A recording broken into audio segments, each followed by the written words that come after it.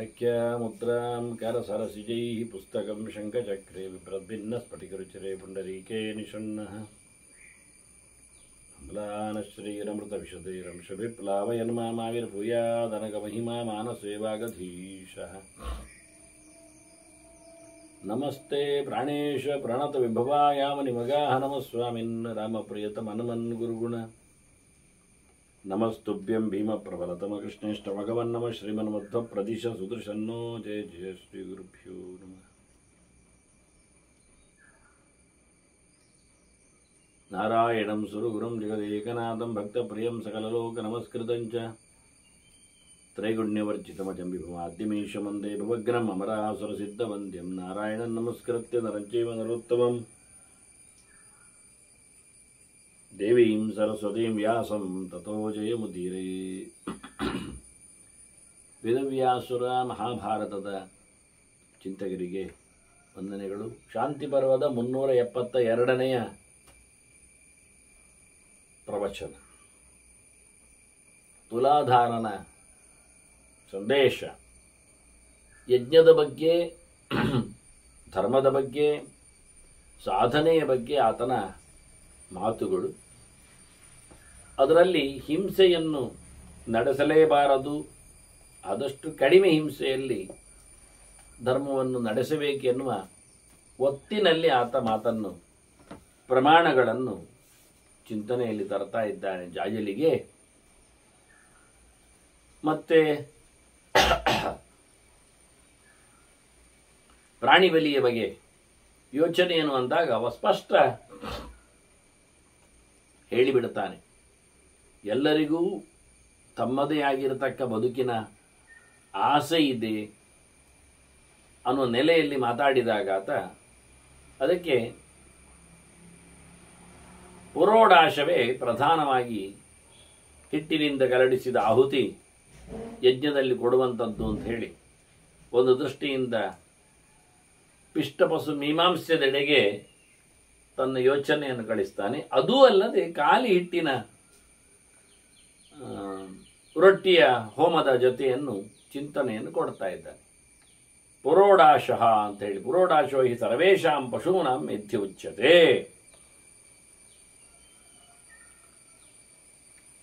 ಹಾಗಾಗಿ ಯಜ್ಞದಲ್ಲಿ ಅಶ್ವಮೇಧಯಾಗ, ಪ್ರಾಣಿ ಬಲಿ, ಯೂಪ ಇದನ್ನು ಹೇಳಿದ್ದಾರೋ ಇಲ್ಲವೋ ಅಂದರೆ ಹೇಳಿದ್ದಾರೆ. ಮುಖ್ಯಾರ್ಥದಲ್ಲಿ ಅಲ್ಲ.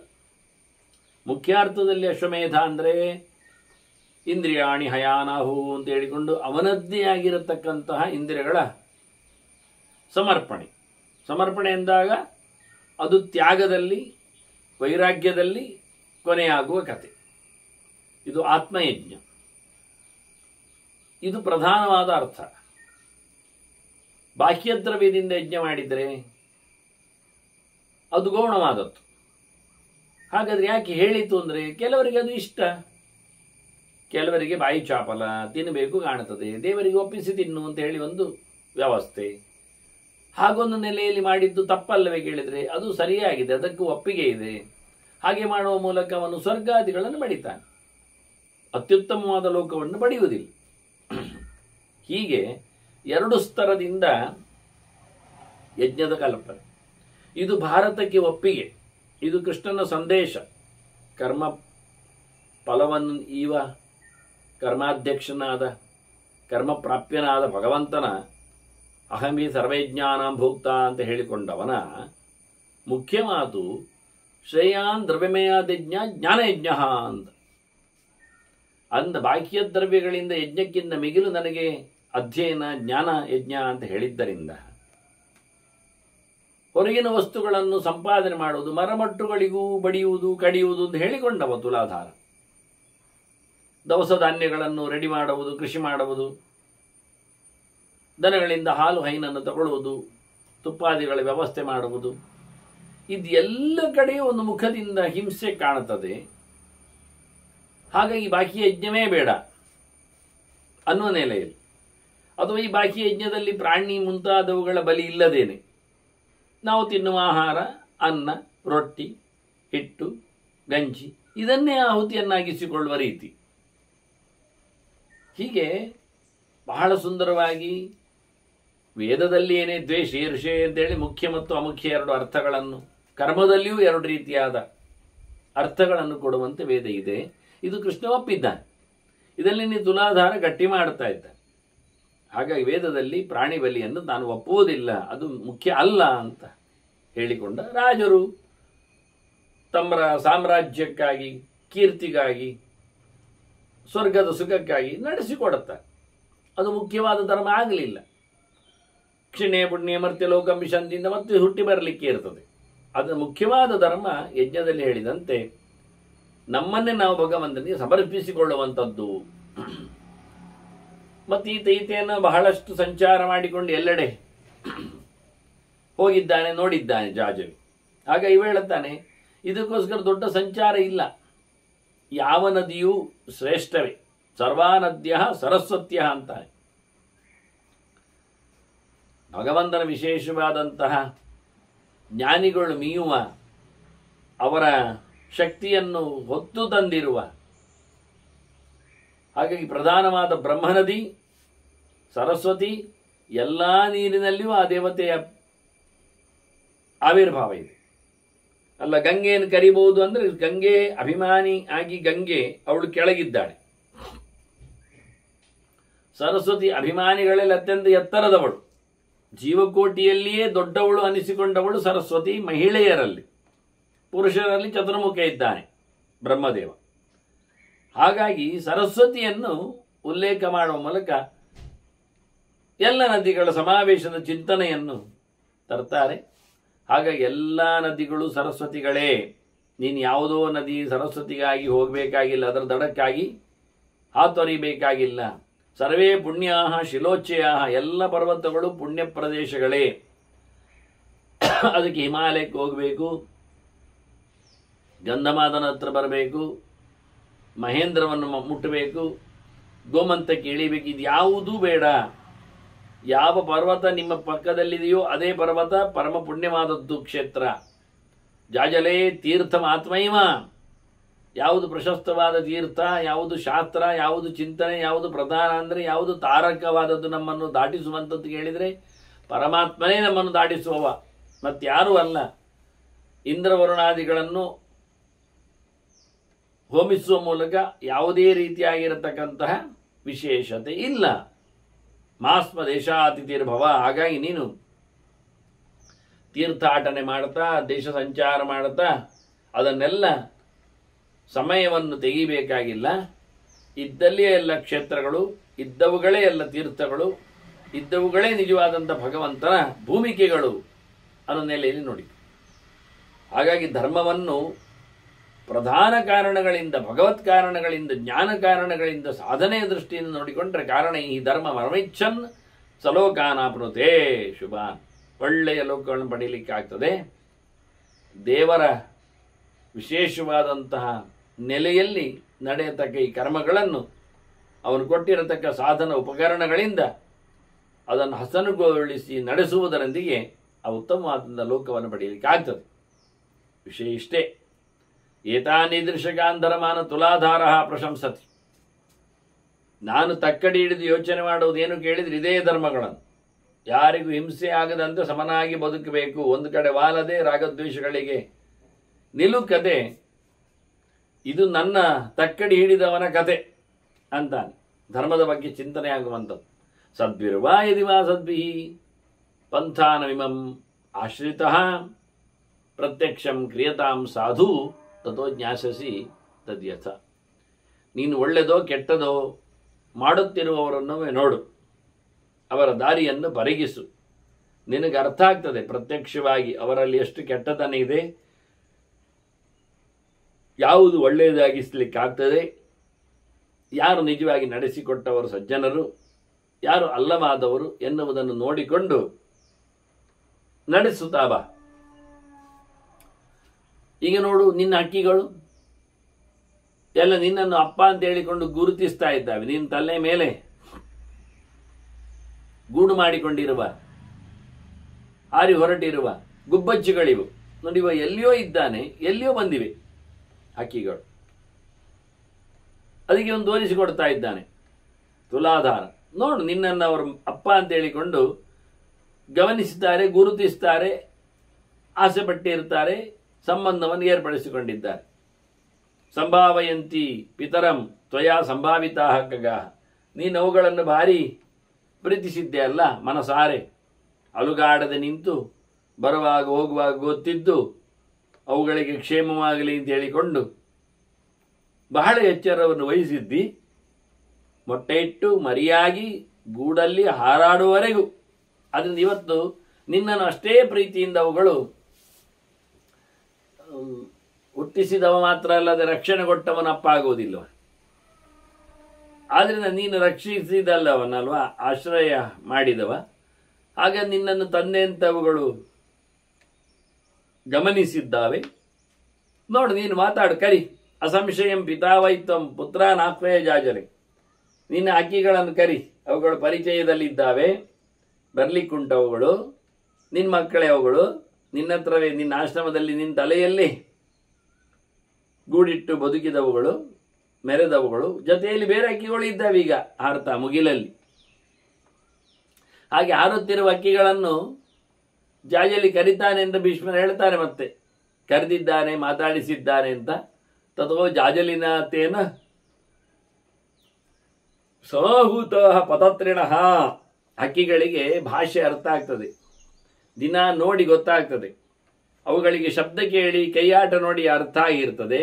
ಹಾಗಾಗಿ ಈ ಹಕ್ಕಿಗಳು ಅವನನ್ನು ಹುಡುಕಿಕೊಂಡೇ ಬಂದವುಗಳು. ಎಷ್ಟೋ ದಿನದ ದೂರದ ಪ್ರಯಾಣದಲ್ಲಿ ಅವನು ಕಾಶಿಯನ್ನು ಸೇರಿದ್ದಲ್ವ. ಹಾಗಾಗಿ ಅವನನ್ನು ಹಕ್ಕಿಗಳು ಸುತ್ತುವರಿತಾವೆ ಒಂದು ದೃಷ್ಟಿಯಿಂದ. ಅವನು ಕರೆದಾಗ ಬನ್ರೋ ಹೇಳುವಾಗ ಅವನಿಗೆ ಅರ್ಥ ಆಗಿದೆ, ಅವುಗಳಿಗೆ ಅವನು ಅರ್ಥ ಆಗಿದ್ದಾನೆ. ಹಾಗಾಗಿ ಅವುಗಳು ಮಾತಾಡ್ತಾವೆ ಅಂತಾರೆ ಭೀಷ್ಮರು. ವಾಚಮುಚ್ಚಾರಯಂತಿ ಸ್ಮ ಧರ್ಮಸ್ಯ ವಚನಾತ್ ಕಿಲ. ಧರ್ಮದ ಜಾಗೃತಿಯಲ್ಲಿ ನೆಲೆಗೊಂಡದ್ದರಿಂದ ಇಲ್ಲಿ ಹಕ್ಕಿಗಳು ಮಾತಾಡುತ್ತವೆ ಅವನಲ್ಲಿ ಅಂತ ಭೀಷ್ಮರು ಹೇಳಿದರು. ಅದರಿಂದ ಏನು ಮಾತಾಡಿದವು, ಇವನೇನು ಮಾತಾಡಿದ, ಹೇಗೆ ಮಾತಾಡಿದಾವೆ, ಏನು ಅದೆಲ್ಲ ವಿಷಯಗಳು ಗೊತ್ತಿಲ್ಲ. ಇಲ್ಲಿ ಅವನ ಸಂಪರ್ಕದಲ್ಲಿ ಅವುಗಳು ಇದ್ದವು ಎನ್ನುವುದನ್ನು ತುಲಾಧಾರ ಗಮನಿಸಿದ್ದಾನೆನ್ನುವುದನ್ನು ಗಮನಿಸಿದ್ದಾರೆ.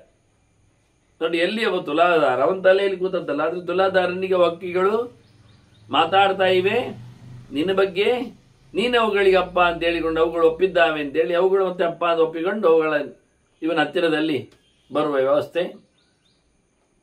ಅದನ್ನು ಹೇಳಲಿಲ್ಲ ಭೀಷ್ಮರು, ಏನಾಗಿದೆ ಮುಂದೆ, ಏನು ಮಾಡ್ತಾವೆ ಹಕ್ಕಿಗಳು, ಇವನೇನು ಕಳಿಸಿಕೊಟ್ಟ ಅಂತ ಅಂದು ಟೋಟಲಿ ಅವುಗಳ ಸಂಪರ್ಕದಲ್ಲಿ ಇದ್ದವು ಅಂತ ಹೇಳಲಿಕ್ಕೋಸ್ಕರ ಮಾತ್ರ ಆಗ ಎಲ್ಲಿಂದ ಎಲ್ಲಿಗೆ.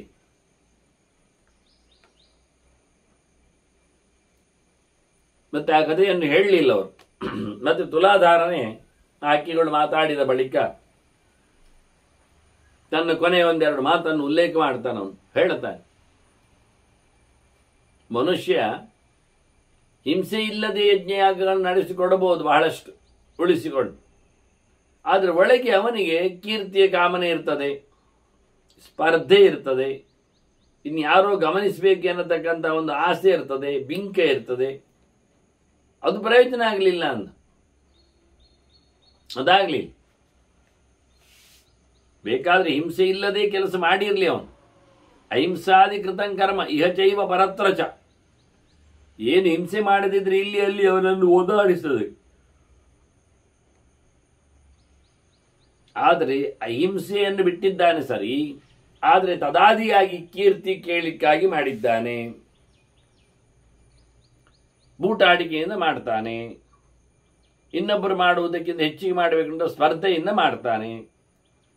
ಹೀಗಾಗಿ ಮಾಡಿಕೊಂಡದ್ದರಲ್ಲಿ ಅವನಿಗೆ ಯಾವುದೇ ರೀತಿಯಾದಂತಹ ಭಾವನೆಗಳು ಅದು ಇರಲಿಲ್ಲ.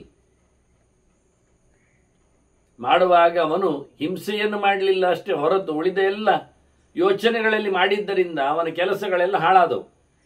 ಅದರಿಂದ ಅವನಿಗೆ ಈ ಜನ್ಮದಲ್ಲಿಯೂ ಲಾಭ ಏನಾಗುವುದಿಲ್ಲ, ಜನ್ಮಾಂತರದಲ್ಲಿಯೂ ಲಾಭ ಇಲ್ಲ. ನಿಜವಾಗಿ ಏನು ಇರಬೇಕಿತ್ತು ಅವನಲ್ಲಿ ಅಂದರೆ ಶ್ರದ್ಧೆ ಬೇಕಿತ್ತು. ಅವನ ಬೂಟಾಟಿಕೆಯಲ್ಲಿ, ಕೀರ್ತಿ ಆಸೆಯಲ್ಲಿ, ದ್ರವ್ಯದ ಪ್ರದರ್ಶನದಲ್ಲಿ, ಸ್ಪರ್ಧೆಯ ಜಿದ್ದಿನ ಕಡದಲ್ಲಿ ಅವನು ಇದನ್ನೆಲ್ಲ ಮಾಡ್ತಾ ಬಂದಿದ್ರೆ ಅವನ ಶ್ರದ್ಧೆಯ ಲೋಪವನ್ನು ಅದು ಎತ್ತಿ ತೋರಿಸ್ತದೆ. ಅವನಿಗೆ ಶ್ರದ್ಧೆಗೆ ಪೆಟ್ಟು ಬೀಳುತ್ತದೆ. ಶ್ರದ್ಧಾಮಾಸ್ತಿಗೆ ಬುದ್ಧಿ ಸ್ಯಾತ್ ಅಂತ ಕೃಷ್ಣ ಉದ್ಧವನಿಗೆ ಹೇಳಿದ್ದಾನೆ. ದೇವರ ಮೇಲಿನ ಅಭಿಮತಿ ಅವನಿಗೆ ಜಾರ್ತದೆ. ಹಾಗಾಗಿ ಶ್ರದ್ಧೆ ಸತ್ತರೆ ಎಲ್ಲ ಸತ್ತಾಗಿ, ಅದರಲ್ಲಿ ಕ್ರಮ ಆಗಿ ಅದನ್ನ ಶಬ್ದ ನಿಹಂತಿವೇ ಬ್ರಹ್ಮನ್ ಸಹ ಹತ ಅಂತಿ ತಮ್ ನರಂ. ಅವನ ಕೀರ್ತಿಗೋಸ್ಕರ ಇನ್ನಿತ್ಯಾದಿ ಬೂಟಾಟಿಕೆಯಲ್ಲಿ ಎಲ್ಲ ಮಾಡಿದ್ದರಿಂದ ಅವನ ಪೂರ್ಣ ನಾಶ ಆಯ್ತು ಅವನ ಕರ್ಮ ಅಂತ.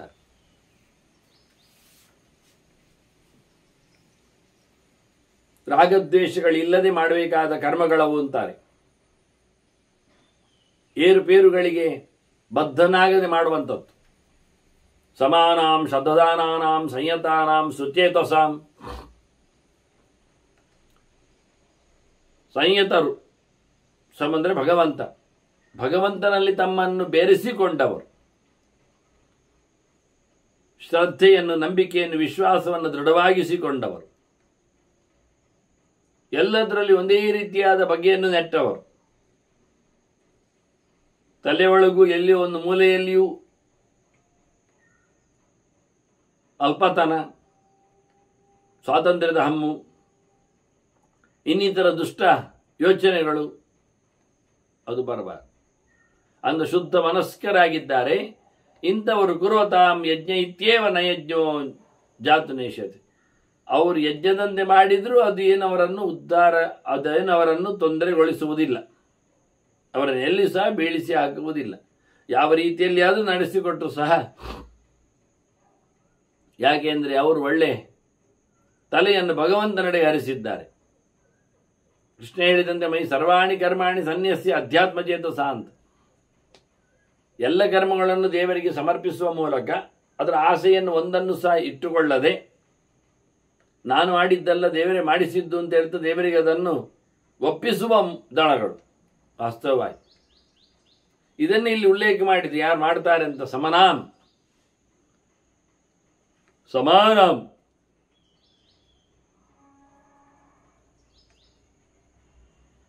ಯಾವುದೇ ರೀತಿಯಾಗಿರತಕ್ಕಂಥ ದ್ವಂದ್ವಗಳಿಗೆ ಒಳಗಾಗದವರು.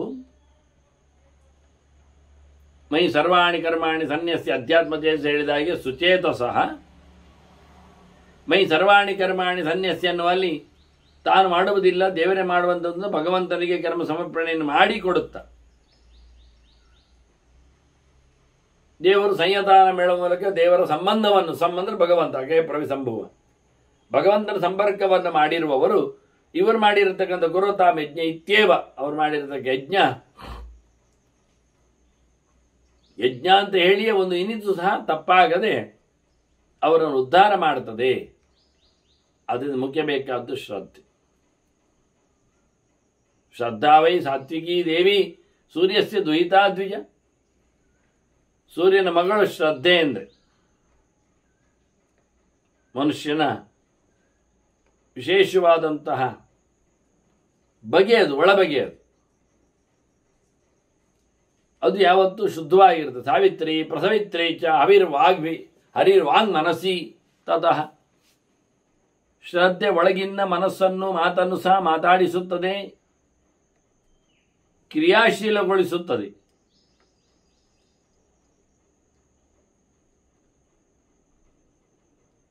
ಅದರ ಆಹುತಿಗಳೇ ಒಂದು ದೃಷ್ಟಿಯಿಂದ ಮಾತು ಮತ್ತೆ ಮನಸ್ಸು. ಶ್ರದ್ಧೆ ಒಂದು ಕಡೆಯಲ್ಲಿದ್ದರೆ ಏನು ಕೆಲಸಗಳು ಆಗ್ತವೆ.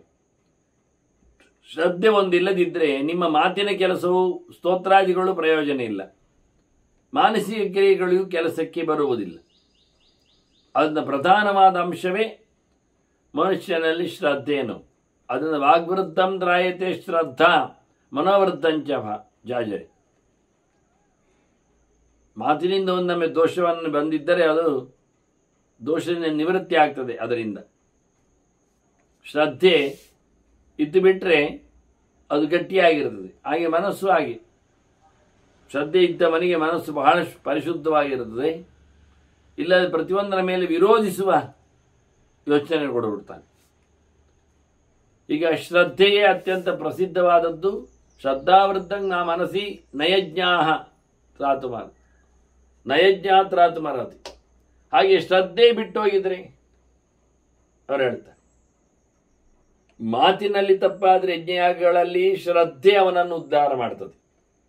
ಮನಸ್ಸಿನಲ್ಲಿ ಎಲ್ಲಿಯಾದರೂ ಆತನ ಯಜ್ಞ ಪ್ರಕ್ರಿಯೆಯಲ್ಲಿ ಇರತಕ್ಕಂಥ ಲೋಪದೋಷಗಳಿದ್ರೆ ಅವನ ಶ್ರದ್ಧೆ ಇನ್ಬಿಲ್ಟ್ ಒಂದು ದೃಷ್ಟಿಯಿಂದ ಜೀವನಿಷ್ಠ ಅದು ಧರ್ಮವು ಅವನನ್ನು ಉದ್ಧಾರ ಮಾಡ್ತದೆ. ಅದೇ ಶ್ರದ್ಧೆ ಇಲ್ಲದಿದ್ರೆ ಏನಾಗ್ತದೆ ಕೇಳಿದರೆ, ಶ್ರದ್ಧೆ ಇಲ್ಲದಿದ್ದರೆ ಮನಸ್ಸಿದೆ, ಮಾತು ಇದೆ, ಅದರಿಂದ ಯಜ್ಞ ಮಾಡಿದ್ದು ಶ್ರದ್ಧೆ ಇಲ್ಲದೆ ಮಾಡಿಕೊಂಡದ್ದಕ್ಕೆ ರಕ್ಷಣೆಗೆ ಬರುವುದಿಲ್ಲ, ರಿಸಲ್ಟ್ ಬರುವುದಿಲ್ಲ ಅಂತ, ಒಳ್ಳೆ ವ್ಯವಸ್ಥೆ ಆಗುವುದಿಲ್ಲ. ಇದಕ್ಕೆ ನಾವೊಂದು ಬ್ರಹ್ಮ ಹೇಳಿದ ಮಾತನ್ನು, ಬ್ರಹ್ಮ ಅಂದರೆ ಚತುರ್ಮುಖ, ಅವ ಹೇಳಿದ ಮಾತನ್ನು ಉಲ್ಲೇಖ ಮಾಡ್ತೇನೆ ಅಂತೇಳಿ ಭೀಷ್ಮರು ಅವನು ಕೊಟ್ಟಿರತಕ್ಕ ಚಿಂತನೆಯನ್ನು, ತುಲಾಧಾರ ಹೇಳಿರತಕ್ಕ ಚಿಂತನೆಯನ್ನು ಎತ್ತಿ ಹೇಳ್ತಾರೆ. ಒಂದ್ಸರ್ತಿ ದೇವತೆಗಳು ತಮ್ಮ ತಮ್ಮೊಳಗೆ ಮಾತಾಡಿಕೊಂಡಾಗ ಯಾವ ಆಹುತಿಯ ಬಗ್ಗೆ ತಮಗೆ ಇಷ್ಟವಾಗಿದೆ, ಇಷ್ಟವಾಗ್ತದೆ, ಇಷ್ಟ ಉಂಟು ಅಂತ ಹೇಳಿ ಆ ಹವಿಸ್ಸಿನ ಬಗ್ಗೆ ಜಿಜ್ಞಾಸೆಯನ್ನು ಮಾಡಿದಾಗ ದೇವತೆಗಳಲ್ಲಿ ನಿಂತಿದ್ದಾರೆ. ವ್ಯಕ್ತವಾಗಿ ಅವ್ಯಕ್ತವಾಗಿ ಸಮಸ್ಯೆ ಏನಲ್ಲ. ಆ ರೀತಿಯಾಗಿ ಮಾಡಿಕೊಂಡಾಗ ಒಬ್ಬ ಶುದ್ಧನಾಗಿದ್ದಾನೆ, ಒಳ್ಳೆ ವಸ್ತುಗಳ ಬಗ್ಗೆ ಎಲ್ಲ ಬಹಳಷ್ಟು ಕಾಳಜಿ ಇದೆ ಅವರಿಗೆ. ಆದರೆ ಅವರಲ್ಲಿ ಶ್ರದ್ಧೆ ಇಲ್ಲ ಒಳಗೆ. ಈಗ ಅವನ ಆಹುತಿ ಕೊಟ್ಟರೆ ನೀವು ತಗೊಳ್ತೀರಾ? ಸೊತ್ತೆಲ್ಲ ಬಹಳ ಚಂದವಾಗಿ ತಂದಿದ್ದಾನೆ, ಶುದ್ಧತೆಯನ್ನು ಕಾಪಾಡಿಕೊಂಡಿದ್ದಾನೆ, ಶ್ರದ್ಧೆಯನ್ನು ಮಾತ್ರ ಮಾಡಿಕೊಳ್ಳಲಿಲ್ಲ. ಇನ್ನೊಬ್ಬ ಇದ್ದಾನೆ, ಭಾರಿ ಶ್ರದ್ಧೆ ಉಂಟವನಿಗೆ, ಒಳ್ಳೆ ಶ್ರದ್ಧಾಳು, ಆದರೆ ಅವನ ಮೆಟೀರಿಯಲ್ ಯಾವುದು ಸಹ ಒಳ್ಳೆಯ ರೀತಿಯಲ್ಲಿ ಇಲ್ಲ, ಕಂಡೀಷನ್ ಸಮ ಇಲ್ಲ, ಎಲ್ಲ ಗಲೀಜು. ಹೀಗೆ ಯಾರಾಗ್ಬೋದು ಅಂತ ಕೇಳ್ತಾನೆ. ಯಾರದ್ದು ವಿಶೇಷ ಆಗ್ತದೆ? ಶ್ರದ್ಧೆ ಇಲ್ಲದವನದ್ದು, ಶುದ್ಧಾತ್ಮನದ್ದು ಬೇಕಾ? ಒಂದು ದೃಷ್ಟಿಯಿಂದ ಶ್ರದ್ಧೆ ಉಳ್ಳವನದ್ದು ಆಗ್ಬೋದಾ? ಅವನಿಗೆ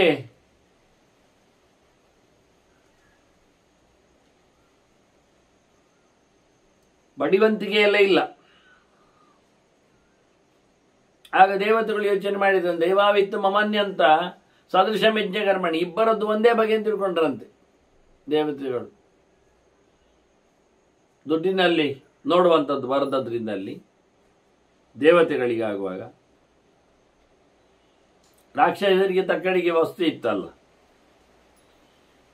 ಹಾಗಾಗಿ ಕೇಳಿಕೊಂಡ್ರೆ ದೇವತೆಗಳು ಅಶುದ್ಧನಾದವನಲ್ಲಿ ಶ್ರದ್ಧೆ ಉಂಟು ಹೇಳುವುದರಿಂದಲೂ ಆಹುತಿಯನ್ನು ಕೊಡಬಹುದು ಹೇಳಿದರು. ಆನಂತರ ಒಂದು ಕಡೆಯಲ್ಲಿ ಶ್ರದ್ಧೆ ಇದೆ, ಅಶುಚಿ ಇದ್ದಾನೆ, ಇನ್ನೊಂದು ಕಡೆಯಲ್ಲಿ ಶ್ರದ್ಧೆ ಇಲ್ಲ, ಶುಚಿತನ ಇದೆ. ಶುಚಿತನದಲ್ಲಿ ಸೊತ್ತನ್ನು ಒಪ್ಪಿಕೊಂಡ್ರು, ಶ್ರದ್ಧೆ ಇಲ್ಲದಿದ್ರು. ಮತ್ತೊಂದು ಕಡೆಯಲ್ಲಿ ಅಶುಚಿ ಇದ್ದಾನೆ, ಆದರೆ ಶ್ರದ್ಧೆ ಇದೆ ಅಂತ ತಗೊಂಡ್ರು. ಎರಡೂ ಇಬ್ಬರು ಸಮ ಅಂತ ಹೇಳಿಬಿಟ್ರು ಅವರು. ಹಾಗೆ ಇನ್ನೊಂದು ಕಡೆ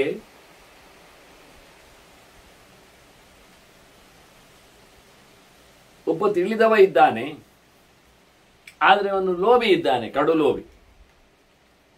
ಅಂಥವನದ್ದು ಪೂಜೆ ಪುನಸ್ಕಾರವನ್ನು ದೇವತೆಗಳು ತಗೊಳ್ತಾರ? ತಿಳಿದಿದ್ದಾನೆ, ಆದರೆ ಬಿಟ್ಟಾಸೆ. ಇನ್ನೊಬ್ಬ ಇದ್ದಾನೆ, ಅವ ಶ್ರೀಮಂತ, ಅವ ತಿಳ್ಕೊಳ್ಳಿಲ್ಲ, ಬೇಕಾದಷ್ಟು ತ್ಯಾಗ ಮಾಡ್ತಾರೆ. ಈಗ ದೇವತೆಗಳು ಎಲ್ಲಿ ಬರ್ತಾರೆ? ಯಾರನ್ನು ಹಿಡಿಕೊಳ್ತಾರೆ? ಶ್ರೋತ್ರೇನನ್ನು ಬಿಡುವ? ಅವ ತಿಳ್ಕೊಂಡಿದ್ದಾನೆ, ಜ್ಞಾನಿ. ಆದರೆ ಅವನ ಮುಟ್ಟುವ? ಅವನದ್ದು ಲೋಭಿ, ಕಂಜೂಸ್. ಕೊಡುವಾಗಲೇ ಚಮಚದಲ್ಲಿ ಪೂರ್ತಿ ಕೊಡೋದಿಲ್ಲ ಕಾಣ್ತದೆ ಸೋಮರಸಾವ.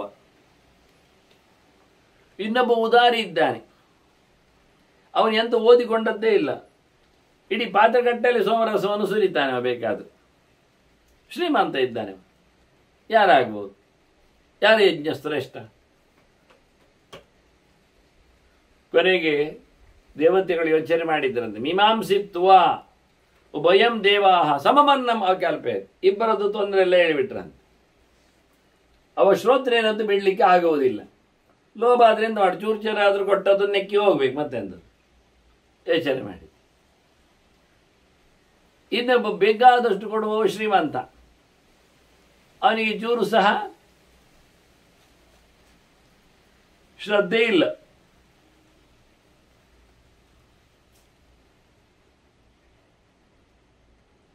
ಅದು ಶ್ರೀಮಂತಿಯವನಿಗೆ ಬಡ್ಡಿ ವ್ಯವಹಾರದಲ್ಲಿ ಬಂದಿದೆ, ದುಡ್ಡಿನ ಮೇಲೆ ದುಡ್ಡು ಕೂಡಿಸಿಕೊಂಡು. ಆದ್ದರಿಂದ ಬಹಳಷ್ಟು ದಾನ ಧರ್ಮಗಳನ್ನು ದೊಡ್ಡ ಮಟ್ಟಿನಲ್ಲಿ ಅವರವರಿಗೆ ಹೇಳಿದ ಹಾಗೆ ಯಾವ ಯಾವ ದೇವತೆಗಳಿಗೆ ಯಾವ ಯಾವ ಪೋಸ್ಟಲ್ಲಿದ್ದಾಗ, ಅಂದರೆ ಋತ್ವಿ ಪೋಸ್ಟಲ್ಲಿದ್ದಾಗ ಏನೇನು ದಕ್ಷಿಣೆ, ಅಜಾದಿಗಳ ದಕ್ಷಿಣೆ, ಟಗರು ಮುಂತಾದ ಕೊಡುವ ಕತೆ, ಅದನ್ನೆಲ್ಲ ನೋಡಿಕೊಂಡಿದ್ದಾನೆ. ದೊಡ್ಡ ಮಟ್ಟಿನ ದಕ್ಷಿಣೆ ಆಗ್ತದೆ. ಆದರೆ ಅವನು ಓದಿಕೊಂಡಿಲ್ಲ ಅಷ್ಟೇ. ಎಂತ ಮಾಡುವ, ಯೋಚನೆ ಮಾಡಿ ದೇವತೆಗಳು ಇಬ್ಬರದ್ದು ಆಗ್ಬೋದು ಹೇಳಿಬಿಟ್ರದು. ಸುಲಭ ಇದೆ ಅಂತ, ಚೆನ್ನಾಗಿದೆ ಅಂತ ಶ್ರೋತ್ರೆಯನ್ನು ಬಿಡುವಾಗಿಲ್ಲ. ಇವ ಬಹಳಷ್ಟು ಕೊಡುವುದರಿಂದ ದಾನ ಧರ್ಮದಲ್ಲಿ ರತನಾದ್ರಿಂದ ಇವನದ್ದು ಬೇಕಾಗಿಲ್ಲ, ಬೇಡ ಅಂತ ಹೇಳಲಿಕ್ಕೆ ಆಗುವುದಿಲ್ಲ. ಹೀಗೊಂದು ಅವರ ಕತೆ ನೋಡಿಕೊಂಡಾಗ ಚತುರ್ಮುಖನೇ ಒಂದು ಉತ್ತರ ಕೊಟ್ಟಂತೆ, ಇದು ಸಮಾಗಲಿಲ್ಲ ಅಂತ. ಪ್ರಜಾಪತಿ ಸ್ಥಾನವಾಚ ವಿಷಮಾಂಕೃತ ಮಿತ್ಯುತ, ಇದು ನೀವು ತಪ್ಪು ಮಾಡಿದ್ರಲ್ಲ. ಒಬ್ಬ ಲೋಭಿದ್ದು ತಿಂದ್ಕೊಂಡ್ರಿ, ಒಬ್ಬ ಅಶ್ರೋತ್ರೇನದ್ದು ತಿಂದ್ಕೊಂಡ್ರಿ.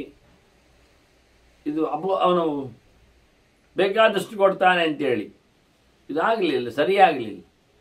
ಸಮ ಅಂದದ್ದು ಸಮ ಇಲ್ಲ. ನೀವು ವಿಷಯವೇ ನಿಮ್ಮ ಪ್ರಶ್ನೆ ಉತ್ತರ ಸಮ ಇಲ್ಲ ಈಗ ಅಂತ ತಪ್ಪು ಕಾಣ್ತಾ ಇದೆ. ಶ್ರದ್ಧಾಭೂತಮ್ಮ ಧಾನ್ಯಸ್ಯ ಹತಮ ಅಶ್ರಯದ್ಧಯೇ ತರತ್. ಬ್ರಹ್ಮದೇವರು ಉತ್ತರ ಕೊಡ್ತಾರೆ, ಶ್ರದ್ಧೆಯಿಂದ ಪವಿತ್ರ ಆಗ್ತದೆ, ಶ್ರದ್ಧೆ ಇಲ್ಲದಿದ್ದರೆ ಹಾಳಾಗ್ತದೆ ಅಂದ್ಬಿಟ್ಟು.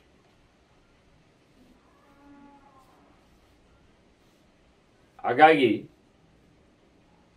ಎಷ್ಟೇ ವೈಭವವನ್ನು ನಡೆಸಿಕೊಡ್ಲಿ ಶ್ರೀಮಂತ, ಅದನ್ನು ಮೈಲಿಗೆಯಲ್ಲಿ ಮಾಡಿದರೆ ದೇವತೆಗಳಿಗೆ ಅದು ಬೇಡ. ಎಷ್ಟೇ ಪದಾರ್ಥಗಳು ಗೌಜಲ್ಲಿ ಬರಲಿ, ಅದು ಶ್ರದ್ಧೆ ಇಲ್ಲದಿದ್ದರೆ ದೇವರಿಗೆ ಬೇಡ. ಒಟ್ಟಾರೆ ದೇವರಿಗೆ ಬೇಕಾದ್ದು ಶ್ರದ್ಧೆ, ಭಗವಂತನಲ್ಲಿನ ಮೆಚ್ಚುಗೆ, ಅಚ್ಯುತನ ಅಚ್ಚಿಗೆ. ದೇವರನ್ನು ಚೆನ್ನಾಗಿ ತಿಳಿದವನು ಮಾಡಿದಾಗ, ತಿಳಿದುಕೊಂಡು ಮಾಡಿದಾಗ, ತಿಳಿಯಲು ಪ್ರಯತ್ನಿಸಿದಾಗ ಹೊರಗಿನ ಯಾವುದೇ ರೀತಿಯಾದಂತಹ ಬೌದ್ಧ ಯಜ್ಞಗಳಿಗೆ ಆತ ಅಟೆನ್ಷನ್ ಕೊಡಬೇಕಾಗಿಲ್ಲ ಅನ್ನುವುದನ್ನು ಚತುರ್ಮುಖರು ದೇವತೆಗಳಿಗೆ ತೀರ್ಮಾನವನ್ನು ಕೊಡಲಿಕ್ಕೆ ನಿಂತು ಅವರ ತಪ್ಪು ಕಲ್ಪನೆಯನ್ನು ತೆಗೆದು ಶ್ರದ್ಧಾಭೂತಮ್ಮ ಧಾನ್ಯಸ್ಯ ಹತಮ ಅಶ್ರದ್ಧೆಯ ತರತ್ ಅಂತ ಹೇಳ್ತಾ, ಅಶ್ರದ್ಧೆಯಿಂದ ಮಾಡಿದ್ದೆಲ್ಲವೂ ಸಹ ಹಾಳೆ. ಶ್ರದ್ಧೆಯ ದೇಯಮ್ಮೆಲ್ಲ ಅಶ್ರದ್ಧೆಯಲ್ಲಿ ಮಾಡಿದ್ದೆಲ್ಲವೂ ಸಹ ಲೆಕ್ಕಕ್ಕೆ ಬರುವುದಿಲ್ಲ, ಅದು ಉಪಯೋಗಕ್ಕೆ ಆಗುವುದಿಲ್ಲ. ಯಜ್ಞ ಆಗಲಿ, ದಾನ ಆಗಲಿ, ತಪಸ್ಸಾಗಲಿ, ಎಲ್ಲವೂ ಸಹ ಅದು ಹೋಯಿತು ಅಂತ ತಿಳ್ಕೋ ಅಂತಾರೆ. ಭೋಜ್ಯವನ್ನ ಮದಾನ್ಯಸ್ಯ ಕದರಿಸ್ಯ ಮಾರ್ದುಷೇ. ಯಾರದ್ದು ತಿನ್ನಬೇಕು ಕೇಳಿದರೆ ಶ್ರೀಮಂತರದ್ದು ಊಟ ಮಾಡಬೇಕು, ಹೌದು. ಆದರೆ ಅವರು ಬಡ್ಡಿ ವ್ಯವಹಾರದಲ್ಲಿ ದುಡ್ಡು ಮಾಡಿದ್ದೆಲ್ಲ ಬೇಡ.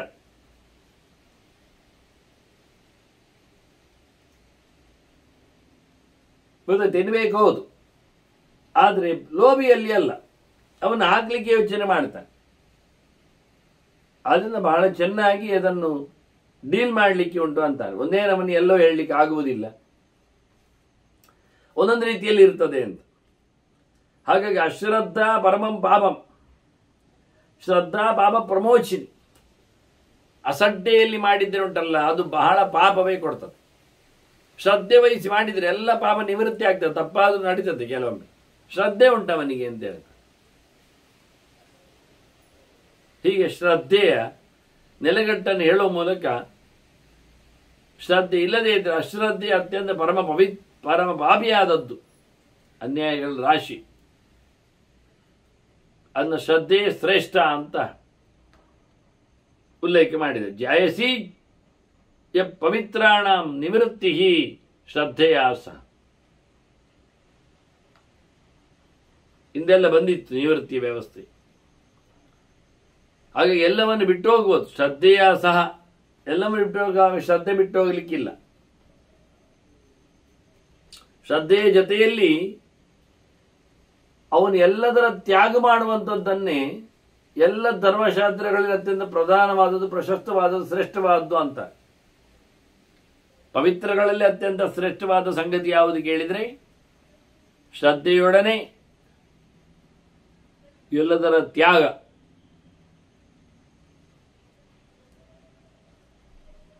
ಮುಖ್ಯವಾಗಿ ಯಾವುದೇ ಆಸೆಗಳನ್ನು ಇಟ್ಟುಕೊಳ್ಳದೇ ಇರುವುದು. ಕಿಂತಸ್ಯ ತಪಸಾ ಕಾರ್ಯಂ ಕಿಂ ವೃತ್ತೇನ ಕಿಮಾತ್ಮನ ಶ್ರದ್ಧಾಮಯೋ ಎಂ ಪುರುಷ ಯೋ ಶ್ರದ್ಧಾ ಸೇವ ಸಹ.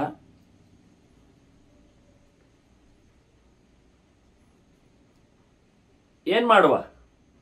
ಶ್ರದ್ಧೆ ಇಲ್ಲದಿದ್ದರೆ ತಪಸ್ಸು ಮಾಡಿ ಪ್ರಯೋಜನ ಎಂತಂಟು? ದೇಹದಂಡನೆ.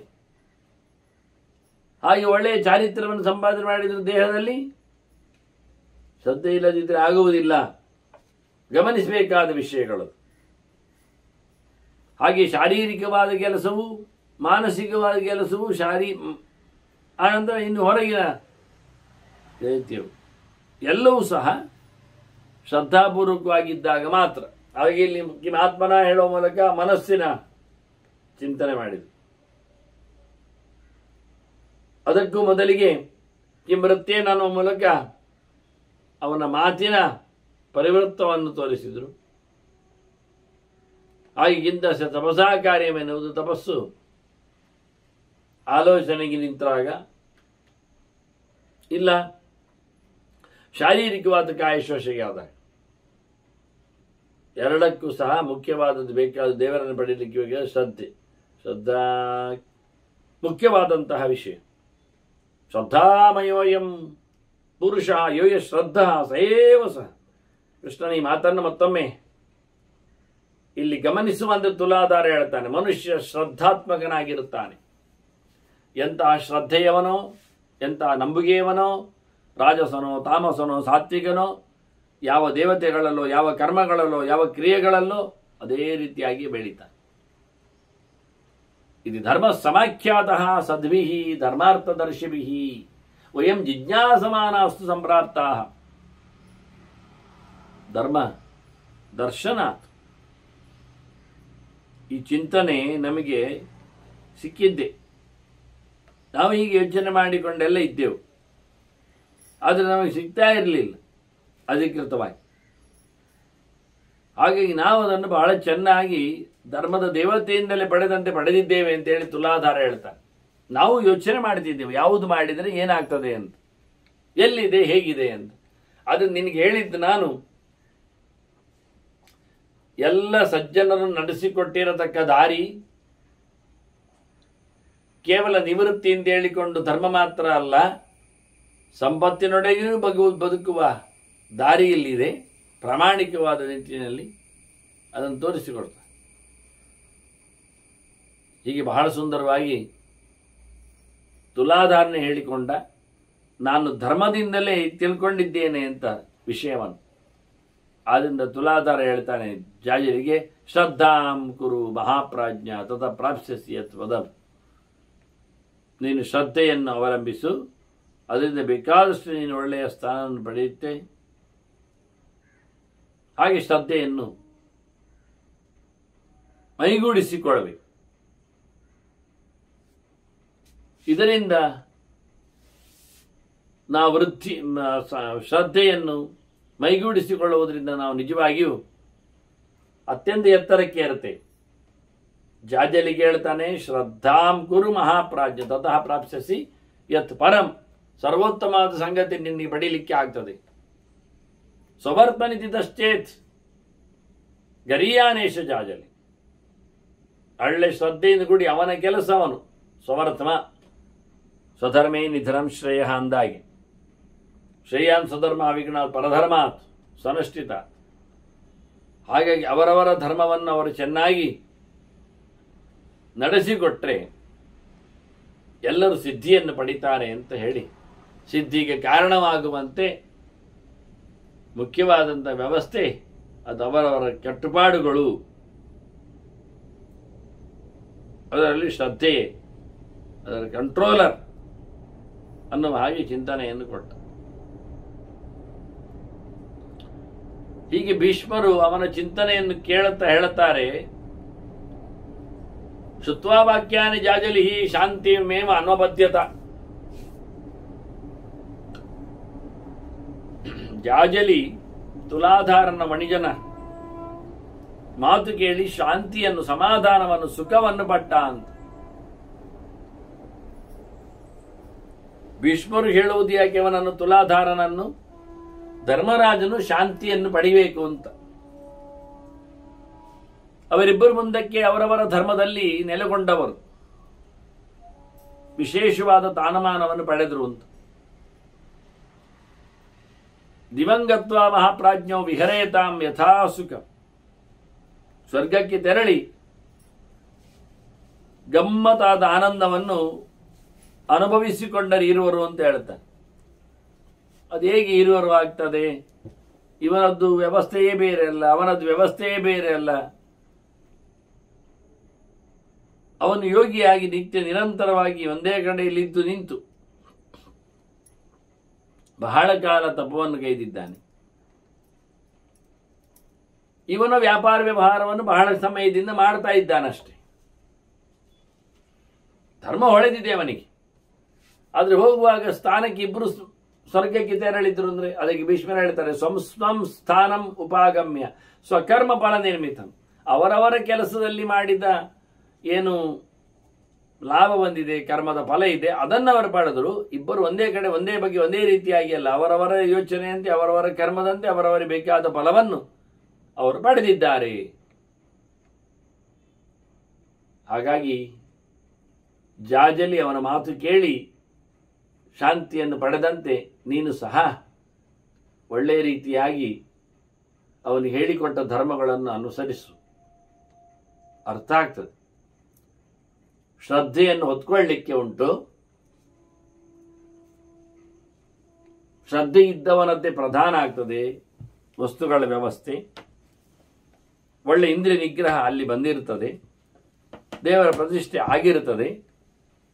ಮತ್ತು ಉಳಿದ ತೋರ್ಪಡೆಯ ಲೆಕ್ಕಾಚಾರದಲ್ಲಿ ಇಲ್ಲ ಅಂತ ಮತ್ತೊಮ್ಮೆ ಭೀಷ್ಮರವನ ಅನುವಾದವನ್ನು ಹೈಲೈಟ್ ಮಾಡಿದ್ದ.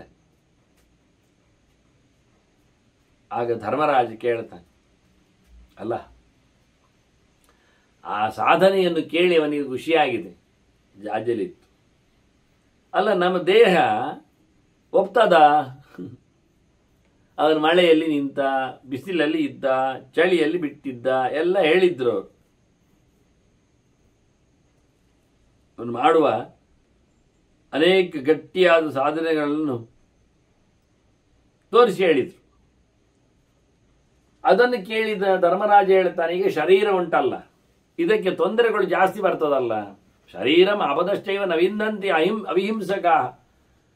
ಅವುಗಳಿಗೇನು ತೊಂದರೆ ಕೊಡಬಾರ್ದು ಅಂತ ಉಂಟಾ? ತೊಂದರೆಗಳಿಗೆ ತೊಂದರೆಗಳನ್ನು ಇರೋದು ಹೇಗೆ ಅಲ್ಲ, ಆಚಿಂದ ಈಚಿಂದ ಎಲ್ಲ ಕಡೆ ಇಲ್ಲಿ ಬಂದು ಬೀಳುವುದು, ಮುತ್ತಿಗೆ ಹಾಕುವುದು, ದೇಹವನ್ನೇ ದಂಡಿಸ್ತವೆ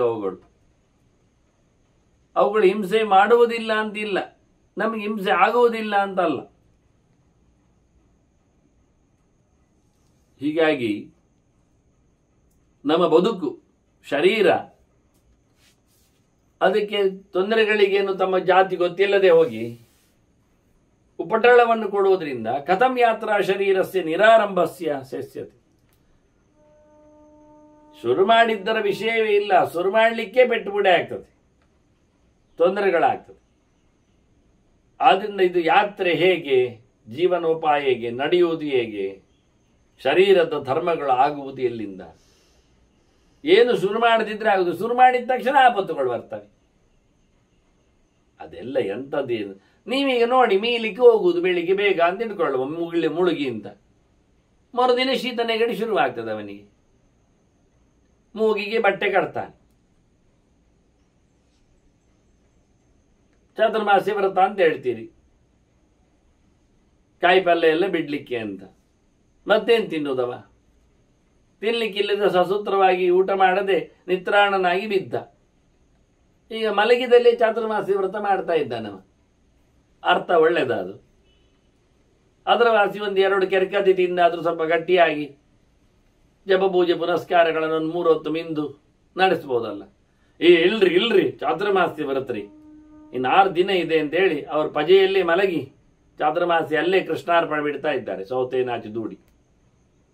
ದಾನ ದಕ್ಷಿಣೆ ಇದು ಬೇಕಾ? ಕೇಳ್ತಾನೀವ. ಯಾವತ್ತೂ ಹಾಗೆ ಶ್ರೇಯಾಂಸಿ ಬಹುವಿಜ್ಞಾನಿ ಅಂತ ಒಳ್ಳೇದು ಮಾಡೋದಾದ್ರೆ ಸುಮಾರು ಜನ ತೊಂದರೆಯವರು ಬಂದು ಸೇರ್ತಾರೆ. ಅದನ್ನೇ ಅವನು ಹೇಳಿತ್ತು ಧರ್ಮರಾಜ.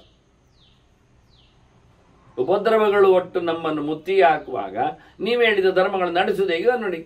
ಬೆಳ್ಚಪ್ಪನಾಗಿ ಸುಮ್ಮನೆ ನಿಂತವ ಜಾಜಲಿ.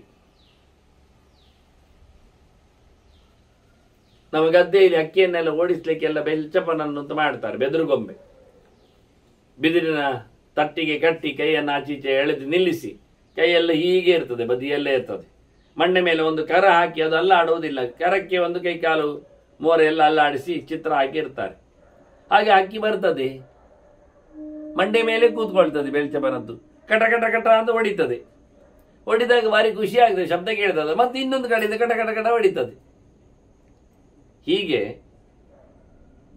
ಎಷ್ಟು ಕಷ್ಟ ನೋಡಿ. ತುಲಾಧಾರ ಬಿಸಿಲಿಗೆ, ಮಳೆಗೆ, ಚಳಿಗೆ ನೀರಿನಲ್ಲಿ ನಿಂತು, ಬಯಲಲ್ಲಿ ಇದ್ದು, ನೆಲದಲ್ಲಿ ಮಲಗಿ ಏನ್ ಸಾಧನೆ ಮಾಡಿದ ಮರದಾಗಿ ನಿಂತೆಲ್ಲ.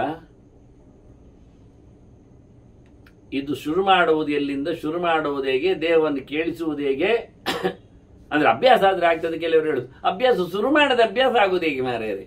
ಒಂದು ಬಿಸಿಲಲ್ಲಿ ನಿಲ್ಲಿಕ್ಕೆ ಅಭ್ಯಾಸ ಆಗಲಿ ಮೊದಲು, ಮತ್ತೆ ಎರಡನೇ ದಿನ ನಿಲ್ಲುವ. ಮೊದಲೇ ಅವನು ತಲೆ ತಿರುಗಿ ಬೀಳುತ್ತಾನೆ, 3 ಹೊತ್ತು ವಾಂತಿ ಮಾಡ್ತಾನೆ, ಮತ್ತೆ ಜಪ ಮಾಡುವುದು ಅಲ್ಲಿ ಹೋಯ್ತವ. ಒಳ್ಳೆ ಪ್ರಶ್ನೆ ಕೇಳಿದವ. ಆಗ ಭೀಷ್ಮರು ಹೇಳುತ್ತಾರೆ, ಹೌದು ಮಾರಾಯ, ಧರ್ಮ ಮಾಡುವಾಗ ದೇಹ ಸಾಯಬಾರದು ಮಾರಾಯ ಅಂತ ಮೊದಲು ಹೇಳ್ತಾರೆ. ಯಥಾ ಶರೀರಂ ನಗ್ಲಾಯೇತ್ ನೈವ ಮೃತ್ಯುವಶಂಭವೇ ತಥಾ ಕರ್ಮ ಸು ವರ್ತೇತ. ದೇಹ ಹರಿದು ಹೋಗುವ ಹಾಗೆ ಮತ್ತೆ ಅವರನ್ನು ಬಿಟ್ಟೇ ಹೋಗುವ ಹಾಗೆ ಸಾವು ಬರುವಂತೆ ಧರ್ಮವನ್ನು ಮಾಡಬೇಡ ಮಾರೆ ಅಂತ. ಉಪವಾಸ ಮೊನ್ನೆ ಕೃಷ್ಣಾಷ್ಟಮಿ ಉಪವಾಸ ಇತ್ತು. ಅದು ಅವತ್ತು ಅಷ್ಟಮಿ ಅಂತೂ ಆಗಲಿಲ್ಲ, ಸಪ್ತಮಿ ದಿನ. ಆದರೆ ರಾತ್ರಿಯಲ್ಲಿ ನಡುರಾತ್ರಿಯಲ್ಲಿ ಅಷ್ಟಮಿ ಇತ್ತು ಅಂತೆಲ್ಲ ಶ್ರಾವಣ ಬಂತು ಅಂತ ಹೇಳಿ ಅದು ಯಾರೋ ಘಾಟಿಗಳು ಕೂಗ್ತಾರೆ, ಶ್ರಾವಣ ಬಂತು ಶ್ರಾವಣ ಹೇಳಿ. ಆಗ ಅದನ್ನು ಕೇಳಿಕೊಂಡು ಇವರು ನಡುರಾತ್ರಿಯಲ್ಲಿ ಅಷ್ಟಮಿ ಬಂದದ್ದು ಹೇಳಿ ಶಂಕ ತುಂಬಿಸಿ ಅವರಿಗೆ ಕೊಟ್ಟದ್ದೇ ಕೊಟ್ಟದ್ದು. ಉಪವಾಸ. ಮರುದಿನ ಅಷ್ಟಮಿ ತಿಥಿ ಮುಗಿಲಿಲ್ಲ. ತಿಥಿ ಮುಗಿಯದೆ ಉಪವಾಸ ಬ್ರೇಕ್ ಮಾಡಿದರೆ ಅದು ಪೆಟ್ಟು ತಿಂತಾರೆ ಅವರು. ಸರಿ, ಉಪವಾಸ ಮರುದಿನ. ಮತ್ತೆ ಮೂರನೇ ದಿನ ಮತ್ತೆ ನಕ್ಷತ್ರ ಮುಗಿಲಿಲ್ಲ. ಅದು ಮೊನ್ನೆ ಇದ್ದದ್ದಲ್ಲಿ ಅಶ್ವಿನಿ ನಕ್ಷತ್ರ, ಭರಣಿ, ಕೃತ್ತಿಗೆ, ರೋಹಿಣಿ ಎಲ್ಲ ಬರಬೇಕು. ಅದೆಲ್ಲ ರೋಹಿಣಿಯಲ್ಲಿ ಕೃಷ್ಣ ಹುಟ್ಟಿದ. ಸರಿ, ಅದು ಮುಗಿಲಿಂದ ಕೂತರು. 3ನೇ ದಿನ ರೋಹಿಣಿ, ಅದು ಮುಗಿತು. ಮತ್ತೆ 4ನೇ ದಿನ ಬಂತು. 4ನೇ ದಿನ ಬರುವಾಗ ಕೆಲವು ಪಂಚಾಂಗಕಾರರೆಲ್ಲ ಅದನ್ನು ಏಕಾದಶಿ ಬರೆದು ಹಾಕಿದ್ದಾರೆ ಅವರು. ಮಾಡಿ ಉಪವಾಸ ಮಾಡುದು, ಮತ್ತೆಂತ ಮಾಡುದು ಉಪವಾಸ. ಮತ್ತೆ 5ನೇ ದಿನ ಹೊತ್ಕೊಂಡು ಹೋಗಿ ಮತ್ತೆ ಇದ್ರೆ ಅಲ್ಲವ ಸಸೂತ್ರಲ್ಲಿ ಮನೆ ಮಂದಿಯೆಲ್ಲ. ಇದು ಯಾರ ಕರ್ಮಕ್ಕೆ? ಮತ್ತೆ ಮೇಲೆ ಹೇಳ್ತಾರಂತೆ ಅವರು, ನಾವೆಲ್ಲ ಗಟ್ಟಿಮುಟ್ಟಿದ್ದೆವು, 5ನೇ ದಿವಸ ನಮ್ದೆಲ್ಲ ಪಾರಣಿ ಗಿರಣಿ ಎಲ್ಲ ಜೋರಾಗಿದೆ ಹೇಳಿದ್ರಂತೆ. ಹೌದಾ, ಹೇಗೆ ಆಯ್ತು ಕೇಳಿದೆ. ಅದು ಅವ್ರು ಹೇಳಿದ್ದು. ಮತ್ತೆ ಅದು 1 ಟ್ರಿಪ್ ತಿಂದು ಬರುದಂತೆ, ಮತ್ತೆ ಉಪವಾಸ ಮುಂದುವರಿಕೆ. ಹಾಗೆ ಇದು ನಡೀತದೆ ನಮ್ದು ಸರಕಾರದ ಲೆಕ್ಕಾಚಾರದಂತೆ. ಹೇಳುವುದಷ್ಟೇ ಹೊರಗಿನಿಂದ 2 ದಿನ 3 ದಿನ ಉಪವಾಸ ಅಂತ. ಪಾಪ ಇವ ಸಾಮಾನ್ಯ ಮನುಷ್ಯ ಬೆರ್ಚಿ ಕಟ್ಟಿದ್ದೇ ಬಂದವ, ಸತ್ತದ್ದೇ ಆಯ್ತು. ಇವರೆಲ್ಲ ಪುಂಡುಗುರುಗಳೆಲ್ಲ ಗಮ್ಮತ್ನಲ್ಲಿ ಪುಂಡಿ ತಿಂದದ್ದು ಹೇಳುವುದಿಲ್ಲ. ಹೊರಗೆ ನೋಡ್ಲಿಕ್ಕೆ ಎಲ್ಲಿ ಊಟಕ್ಕೆ ಬರಲಿಲ್ಲ ಅವರು. ಮತ್ತೆ ಒಳಗಿಂದ ತಟ್ಟೆ ಪಕ್ಕದಲ್ಲೇ ಇದ್ದದ್ದು ಅವರು ಮಲಗಿ ಹೊಟ್ಟೆಯನ್ನು. ಇದು ಯಾರಿಗೆ ಬೇಕು? ಅದಕ್ಕೆ ಹೇಳ್ತಾನೆ, ನೋಡು ಮಾರಾಯ, ದೇಹ ಬೆಂಡಾಗುವಂತೆ ಬಳಲುವಂತೆ ಮಾಡಬೇಡ ಕರ್ಮಾಂಗಗಳು. ಸತ್ತು ಹೋಗಲಿಕ್ಕೆ ಹೇಳಲೇ ಇಲ್ಲ ಎಲ್ಲಿ ಸಹ ಧರ್ಮವನ್ನು ಮಾಡಲಿಕ್ಕೆ. ಮತ್ತೆ ಅದಕ್ಕೆ ಕ್ಲಿಯರ್ ಕಟ್ ಆಗಿ ಅಷ್ಟಮಿ ದಿನವೇ ಬೇಕು ಎನ್ನುವುದನ್ನು, ರೋಹಿಣಿ ಅದಕ್ಕೆ ತಾಗಿಯೇ ಇರ್ತದೆ ಎನ್ನುವುದನ್ನು ಸ್ಪಷ್ಟವಾಗಿ ಹೇಳುವಾಗ ಅದೊಂದು ವರ್ಷದಲ್ಲಿ ಸಿಗುವ ದಿನವೇ ಮಾಡಬಹುದಲ್ಲ ಮಂಡೆ ಮಾರಿಗಳಿಗೆ. ಅದು ವರ್ಷಕ್ಕೆ 1ನೇ ದಿನ ಬರು ಮಾಡಲಿಕ್ಕೆ ಏನು ದಾಡಿ. ಆವತ್ತು ಮಾಡಿ ತಿಥಿಯೂ ಮುಗೀತದೆ, ನಕ್ಷತ್ರ ಮುಗೀತದೆ, ಉತ್ಸವ ಮುಗೀತದೆ, ಆರಾಮಾಗಿ ಗಮ್ಮತ್ನಲ್ಲಿ ಮರುದಿನದಲ್ಲಿ ತಿನ್ನಲಿಕ್ಕೆ ಬರ್ತದೆ. ಮ್ಯಾಕ್ಸಿಮಮ್ 2 ಡೇಸ್, ಅದರ ಆಚೆಗೆ ಬರುವುದೇ ಇಲ್ಲ. ಒಂದೊಮ್ಮೆ ರೋಹಿಣಿ ಒಂದೊಮ್ಮೆ ಉದ್ದಕ್ಕಿದ್ರೂ ಏನಾಗುವುದಿಲ್ಲ. ಇಷ್ಟು ನಮಗೆ ಫೈತಿದ್ದು ಶಾಸ್ತ್ರವನ್ನು ಹೇಳಿಯೂ ಸಹ ನಾವು ಅದು ಯಾರೋ ಹೇಳಿದ ಯಾವುದೋ ಲೆಕ್ಕಾಚಾರ, ಯಾವುದೋ ಒಂದು ಆತುಕೊಂಡು ಬೀಳ್ತೇವಲ್ಲದೆ ಕಷ್ಟ. ಇರಲಿ ಬಿಡಿ ಅಂತ ಇವ ಹೇಳ್ತಾನೆ, ಭೀಷ್ಮ ಹೇಳ್ತಾನೆ, ನಮ್ಮ ಕೆಲಸ ನಾವು ಮಾಡುವಾಗ ಅದು ನಮ್ಮ ಸಾಮರ್ಥ್ಯದ ಮೇಲೆ ಡಿಪೆಂಡ್ಸ್ ಅಂತಾನೆ. ಸಮರ್ಥೋ ಧರ್ಮಮಾಚರೇತ್, ಇದವನ ದೊಡ್ಡ ಕೂಗು ಭೀಷ್ಮನದ್ದು. ಎಂದೆಲ್ಲಿಗೂ ಸಹ ಸಮರ್ಥೋ ಧರ್ಮಮಾಚರೇತ್, ಯಾರು ಸಮರ್ಥನೋ ಅವನು ಧರ್ಮ ಮಾಡು. ಸಾಮರ್ಥ್ಯ ಉಂಟೋ ಇಲ್ಲವೋ ಅದು ಅವನಿಗೆ ಬಿಟ್ಟು, ಸರ್ಟಿಫಿಕೇಟ್ ಅವನಿಗೆ ಕೊಟ್ಟುಕೊಳ್ಳಿಕ್ಕೆ. ಡಾಕ್ಟರ್ ಹತ್ರ ಹೋಗಿ ನನಗೆ ಸಮಯ ಇಲ್ಲ ಅಂತ ಕೊಡಿ, ನನಗೆ ರಜೆ ಬೇಕು ಅಂತ ಕೇಳುವುದಲ್ಲ. ಅವನು ರೋಗಿಯ, ಅವನು ಇವತ್ತು ಸಮಯ ಇರ್ತಾನ, ಅವನು ಯೋಗ್ಯನಾಗ್ತಾನ, ಅದು ಅವನಿಗೆ ಬಿಟ್ಟು. ಯಾವ ಧರ್ಮವನ್ನು ಮಾಡಲಿ, ಧರ್ಮವನ್ನು ಮಾಡುವಾಗ ದೇಹದಲ್ಲಿ ಸಾಮರ್ಥ್ಯ ಇರಬೇಕು, ಮನಸ್ಸಿನಲ್ಲಿ ಗಟ್ಟಿತನ ಬೇಕು, ವಾತಾವರಣ ಕೋಪರೇಟ್ ಮಾಡಬೇಕು. ಅದಕ್ಕೊಂದು ಕತೆ ಹೇಳುತ್ತೇನೆ ಅಂತ ಭೀಷ್ಮರನ್ನು ಮತ್ತೆ ವಿಚಕ್ಷಣು ರಾಜನ ಕಥೆಯನ್ನು ಹೇಳುತ್ತಾರೆ, ಇತಿಹಾಸದ ಪುಟವನ್ನು. ಅವ ಒಂದು ಯಜ್ಞವಾಟದಲ್ಲಿ ನೋಡಿದ, ಕೊಂಬು ಕತ್ತರಿಸಿದೆ, ವೃಷಭದ್ದು ನೆತ್ತರು ಬರ್ತಾ ಇದೆ, ಉಳಿದ ದನಗಳೆಲ್ಲ ಬೊಬ್ಬೆ ಹೊಡಿತಾ ಇದ್ದಾವೆ, ಓ ಹೇಳಿಕೊಂಡು ಅವುಗಳ ಕಣ್ಣೀರು ಸುರಿಸಿ ಕೂಗ್ತಾ ಇದ್ದಾವೆ ಗೋಷ್ಠಿಯಲ್ಲಿ, ದನದ ಕೊಟ್ಟಿಗೆಯಲ್ಲಿ. ಚಿನ್ನ ಸ್ಥೂಳ ವೃಷಂ ದೃಷ್ಟುವ ವಿರಾಮಂಚ ಗವಾಂ ವೃಷಂ. ಉಳಿದ ದನಗಳೆಲ್ಲ ತಮ್ಮ ಹೋರಿಯ ಅವಸ್ಥೆ ನೋಡಿ, ವೃಷಭ ಅದು ಹೋರಿ ನೋಡಿ ಅಳ್ತಾ ಉಂಟು, ಒಬ್ಬೆ ಆಗ್ತಾ ಉಂಟು. ಇದನ್ನು ಕೇಳಿದ ಗೋಗೃಹೇ ಯಜ್ಞವಾಟೇಟ, ಇದು ಯಜ್ಞದ ಸಂದರ್ಭದಲ್ಲಿ ಅಲ್ಲಿನ ಗೋಶಾಲೆಯಲ್ಲಿ ಆದ ಕತೆ. ನೋಡ್ತಾ ಇದ್ದಾನೆ ರಾಜ, ಅವನ ಪ್ರಕಾರದಲ್ಲಿ ಆಗ್ತದೆ. ಪ್ರೇಕ್ಷಮಾನಸ್ಸ ಪಾರ್ಥಿವ ಸ್ವಸ್ತಿ ಗೋಭ್ಯೋಸ್ತು ಲೋಕೇಶ್. ಕೂಗಿದವ, ಊರಿನಲ್ಲಿ ದನಗಳಿಗೆ ಒಳ್ಳೇದಿರಲಿ ಮಾರೇರೆ, ದನಗಳಿಗೆ ನೆಮ್ಮದಿಯಾಗಲಿ, ದನಗಳು ಬದುಕಿ ಉಳಿಲಿ, ಅವುಗಳು ಕೂಗುವುದು ನಿಲ್ಲಲಿ, ಕಣ್ಣೀರು ಸುರಿಸದಿರಲಿ ಅಂತೇಳಿ, ಮಂಗಳವಾಗಲಿ, ದನಗಳಿಗೆ ಒಳಿತಾಗಲಿ ಅಂತ ಕೂಗಿದ. ಹೀಗೆ ಅವನು ಕೂಗು ಲೋಕಕ್ಕೆ ಮತ್ತೆ ಒಂದು ಸ್ಲೋಗನ್ ಆಯಿತು ಅಂತ ಹೇಳಿ ಭೀಷ್ಮರ ಕಥೆಯನ್ನು ಮುಂದುವರಿಸ್ತಾ ಇದ್ದಾರೆ. ಮತ್ತೆ ನಾವು ಕೇಳುವ ವಂದನೆಗಳೊಂದಿಗೆ ಶ್ರೀಕೃಷ್ಣ ನಾರಾಯಣ ನಾರಾಯಣ.